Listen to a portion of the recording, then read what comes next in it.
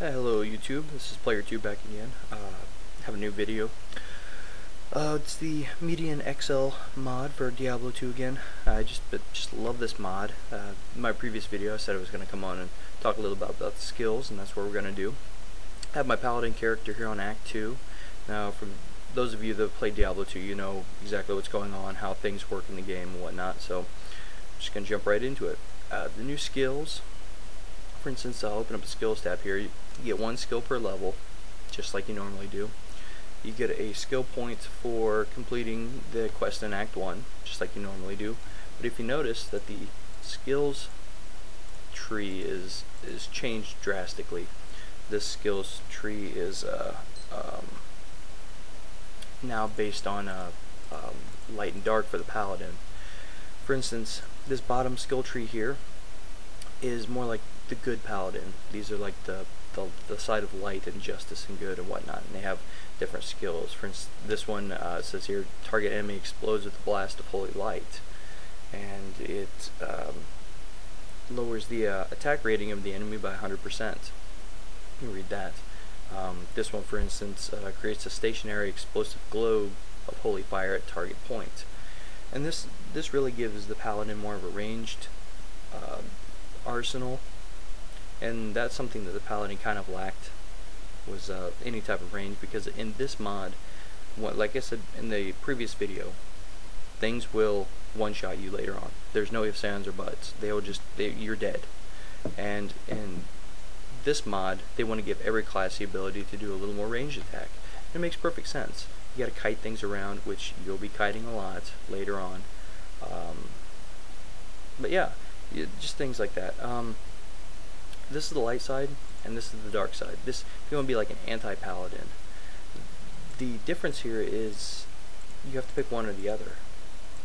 Okay, since I went dark Paladin, now I'm not like some sort of evil, like emo goth, you know, must be a vampire Paladin or bad guys or anything.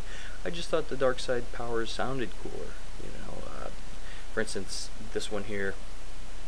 This one allows you to heal yourself, or you're a mercenary. This one actually does like a lightning beam attack, which is pretty cool. I don't really use this one a whole lot right now. I don't see a reason to early on because of these abilities that you get here. Like this one, for instance, right now this is the Dark Paladin's bread and butter. It allows me to summon up some like they're like spirits, basically monsters, and they attack the enemies. And yeah, where the heck's the gate? Oh, it's over here. Alright, we did Radament's Lair already. Just gonna run outside of town real quick. Ooh, there's some bad guys. Gotta buff up first, and you get a lot of buffs. Like for instance, this one automatically attacks enemies around you. This is really neat for kiting and things like that. And one of the things I really love about this mod is the fact that it makes you feel like a badass. It does. It's just over the top powerful. Makes you just feel like the most powerful being on Earth, but it still preserves those oh shit moments when you get 500 things come at you. In Diablo 2 and Lord of Destruction, you might get 20, 30 things coming at you. This, you'll get 50, 60 things coming at you. It's really one of those oh crap, what do I do type of moments. There's also enemies they added into this game that can kill you in one shot. For instance, I was in Tristram rescuing Cain, and Griswold came out, and he wasn't anything to worry about. He wasn't to worry about. However, there was, I don't know what you want to call it, like a ghost or spirit or some sort of like a demon or something. It was called your worst nightmare, and it shot out these, they look like spiked balls, one shot dead. So I had to avoid those while kiting enemies around and avoiding Griswold and trying to rescue Cain and get everything, get Wirt's leg, of course.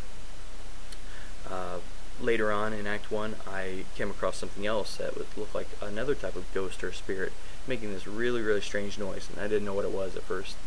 And it was stationary. I couldn't hit it with any of my spells. Didn't know what it was. Here it was a witch. Now, if you've ever played any of the Left 4 Dead games, which I also love, the witches are like these little girls that have turned into like these undead monsters or whatever, and you hear them crying, and and you go in to investigate, and they're these just vicious little things, and they just come flying at you, and if they get a hold of you, you're down. I mean, these witches, they're not something to be messed with. They are really kind of freaky, and they're just basically a one-shot kill. In this game, apparently, there's these types of witches, and playing through for the first time, I didn't know what the heck they were, and it's kind of like, oh, what's this? Yada yada yada yada. Oh, look, I'm dead. Go me. There wasn't really anything to say about that. Felt kind of stupid, and the fact that I died to it not once but 5 times trying to get my belongings back just made me feel kind of, I don't know, less than a man or something. Now I know I could have done the hit escape, save and quit, and then start the game and have all my possessions back, but it was the principle of the thing. This witch, and that's what it was called, the witch. I veered off from the story a little bit. The witch was the enemy in this game that I didn't know what the heck it was. It came up, touched me, killed me. And there are a lot of things like that in this game, a lot of changes. There's a lot of new monsters, a lot of new enemies and whatnot. So regardless, back to the skills. This is called Slayer, and it summons phantoms that shoot out energy balls towards enemies. This one allows you to add passive bonuses to your strength, dexterity, energy, and vitality, which is really nice. And then there's these neutral skills here that are passive skills, basically. This one is the buff I just cast myself. It automatically shoots at monsters around you, so you don't have to worry about that. Let's see, which one is it? Is it this one? No. Oh, this one. Okay, this one here increases your speed. This is really nice buff. It doesn't last the longest, but it's really nice when you have to kite, and later on it's going to be invaluable. On top of the normal skills that you can put points into any of these, you also have epic level skills, and these skills are unlocked at level 90. And this one revives target corpse as a powerful holy revenant that fights for you. It summons pets from dead things, like necromancers, basically. You know, and these you can only unlock at level 90. Like I said, these are like epic level abilities. The game really focuses on like uber and epic level abilities and quests and items and things of that nature to really get through. And again, it goes back to that, giving you that badass feeling without giving up that oh shit moment. So we'll go ahead and buff myself up, you know, with whatever. Where did my minion go? There he is. Give him the healing thing, you know. And then I'll switch to the Slayer. The Slayer, as you see here, I'm gonna cast it out. 3, 4. I can do 5 of them right now. And you see, they pretty much wasted them in a matter of a second. The hirelings that you get, I got a shape changer. As you can see, shape changed into like a wolf, which is pretty cool. Now there's one of those witches or whatever they were talking about. See that? It's that glowing thing there. Don't stop moving. Don't let it touch you. See, right there. Was slain by a startled witch, and that's one of the many things you're going to encounter in this game that really will just completely destroy you.